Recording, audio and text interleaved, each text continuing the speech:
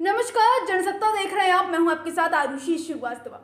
मई 2021 में एक policy LG के पास भेजी गई थी। एलजी ने पॉलिसी के लिए सुझाव दिए। एलजी के सुझाव शामिल कर जून 2021 में पॉलिसी पास कर दी गई थी। एक ही जगह शराब की दुकानों के अंबार थे, उसे बरकरार किया जाना था। हर वार्ड में 2 से 3 दुकानों का प्रस्ताव था। ये बात जोर देकर रखी गई थी। एलजी ने उस वक्त कोई आपत्ति तो नहीं दिखाई, बल्कि ध्यान से पढ़कर मंजूरी दी। 25% लाइसेंस फ्री ऊपर रखकर कारोबार जो है शुरू कर दी गई। जब दुकान खुलने की फाइल एलजी के पास गई तो निर्णय बदल दिया गया। नवंबर 2021 के पहले हफ्ते में एलजी के पास प्रस्ताव गया।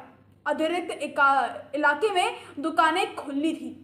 इसके बाद मनीष सिसोदिया ने कल एक ट्वीट किया। उस ट्वीट में उन्होंने लिखा कि कल यानी कि आज 12 बजे वो एक प्रेस कॉन्फ्रेंस करके बहुत बड़ा खुलासा करने वाले हैं। और उन्होंने प्रेस कॉन्फ्रेंस की। उन्होंने क्या कुछ खुलासे किए, जरा आपको बता दूं। दिल्ली के उप मुख्यमंत्री ने कहा है कि एक्साइज पॉलिसी पर अहम खुलासे का दावा।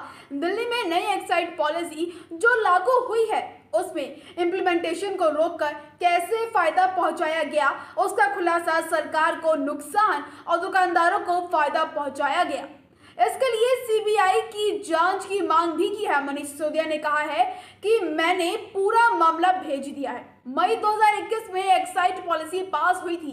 पुरानी में 850 के लगभग दुकानें थी और नई में भी इससे ज्यादा दुकानें खोली गई। इससे ज्यादा दुकानें खोली जानी है। नई पॉलिसी में बरकरार शराब की दुकानें रखी गई है। उन्होंने आगे अपनी बात को बढ़ाते हुए ये भी कहा, जब मनीष सिसोदिया ने ट्विटर पर अपना लाइव प्रेस कॉन्फ्रेंस किया तो उसमें उन्होंने आगे कहा कि एलजी ने पॉलिसी के लिए सुझाव दिए थे। एलजी के सुझाव शामिल करके जून 2021 में पॉलिसी पास कर दी गई थी। एक ही जगह पर शराब की दुकानें अंबार थे, उसे बरकरार किया जाना था। हर वार्ड में 2 से 3 दुकानों का प्रस्ताव था। ये बात जोर देकर रखी गई थी कि एलजी ने उस वक्त कोई भी आपत्ति नहीं जताई थी। उनको ऐसा लगता था कि ये जो भी बातें लिखी हुई है लेटर में, ये सारी बातें बिल्कुल सही है और एलजी के हस्ताक्षर के बाद ही इसको आगे फॉरवर्ड किया गया था, बल्कि ध्यान से पढ़कर मंजूरी भी दी गई। डिप्टी सीएम ने आगे कहा है कि 25% लाइसेंसेस फ्री ऊपरी रखकर कार्रवाई शुरू कर दी गई थी। इसके लिए एलजी के पास दुकानें खोलने के लिए जो है फाइल लेकर जाया था, जिसको उन्होंने पास कर दिया था, तो निर्णय बदल गया था। नवंबर 2021 के पहले हफ्ते में एलजी के पास प्रस्ताव गया था और उन्होंने अतिरिक्त इलाके में भी दुकानें खोलने के लिए निर्णय दिया था। अतिरिक्त इलाके में दुकानें खोलने के लिए एलजी ने डीडीए और एमसीडी की मंजूरी दी थी। इस बात को उन्होंने साफ तौर पे कहा था। उन्होंने आगे कहा कि 2015 से पहले एलजी के पास अतिरिक्त इलाके में शराब की दुकानें खोलने की मंजूरी दे दी गई थी।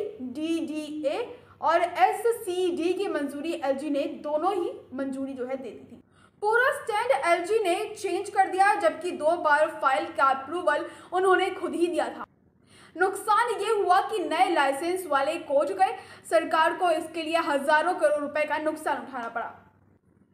इस पूरे मुद्दे में फिलहाल ये अपडेट है कि मनीष सिसोदिया ने एलजी के खिलाफ सीबीआई की जांच की मांग की है।